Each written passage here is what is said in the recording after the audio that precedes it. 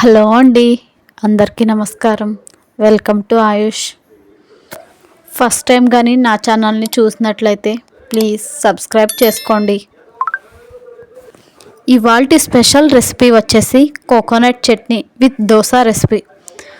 దోశలోకి, ఇడ్లీలోకి కాకుండా రైస్లోకి కూడా పర్ఫెక్ట్గా ఉండే ఈ కొబ్బరి చట్నీని ఎలా తయారు చేసుకోవాలో చూసేద్దాం రండి ఫ్రెండ్స్.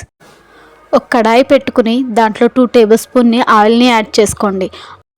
ఆయిల్ బాగా హీట్ అవ్వాక 1 టేబుల్ స్పూన్ మెంతులు, 1 టేబుల్ స్పూన్ జీలకర్ర, కరివేపాకు మరియు గ్రీన్ చిల్లీస్ని యాడ్ చేసుకుని బాగా వేపుకుని పక్కనుంచుకోండి.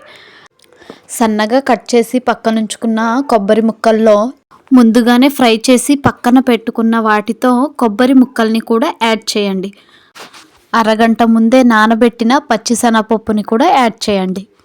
ఈ పచ్చిశనగపప్పు చట్నీకి మంచి ఫ్లేవర్ని తెస్తుంది. తాలింపు కోసం కడాయిలో 1 టేబుల్ స్పూన్ ఆయిల్ని యాడ్ చేసుకోండి. దాంట్లో 1 టేబుల్ స్పూన్ ఆవాలు మరియు కరివేపాకుని కూడా యాడ్ చేసి గ్రైండ్ చేసి పక్కనుంచుకున్న పచ్చడిని ఇందులో వేసి బాగా మిక్స్ చేయండి.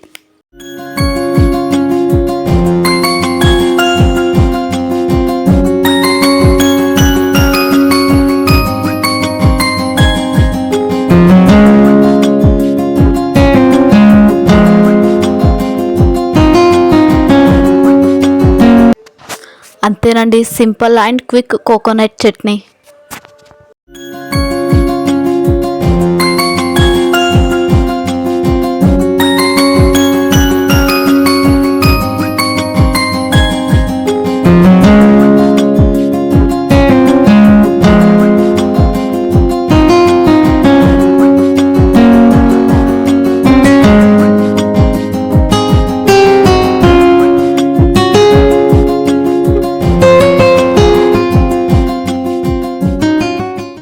ఇంతేనండి, coconut chutney with dosa recipe. ఒక్కసారి మీరు కూడా ట్రై చేసి చూడండి.